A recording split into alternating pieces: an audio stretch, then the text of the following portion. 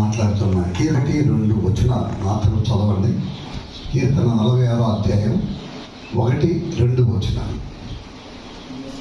46వ అధ్యాయం.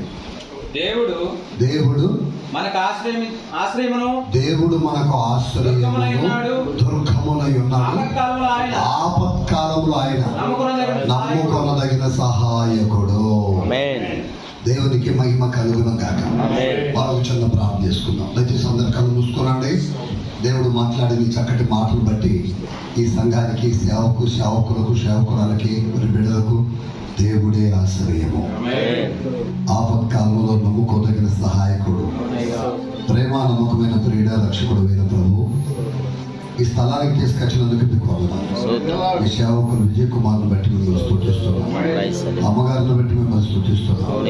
వారికి ఇచ్చిన బిడ్డలందరూ బట్టి ప్రార్థిస్తున్నాం. అయ్యా ప్రవీణ్ బట్టి స్తుతిస్తున్నాం.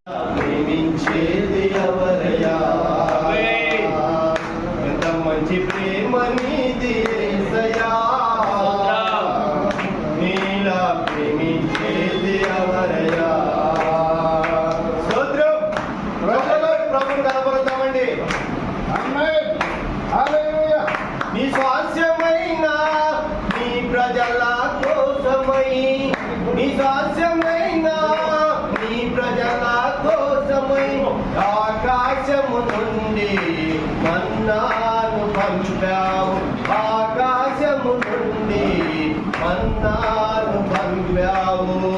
బండను తెచ్చిన బలవంతుడా, మార మధురంగా మార్చినవాడా, బండను చీల్చిన బలవంతుడా, మార మధుర సిలువ సాటున నన్ను దాయుము, నీ సాక్షిగా నన్ను నడిపించుము, నీ చేతి పనులను వివరించేరా, నీ చేతి పనులను వివరించేరా, నీ వాక్యమును నేను ప్రకటించేరా, నీ వాక్యమును నేను ప్రకటించేరా.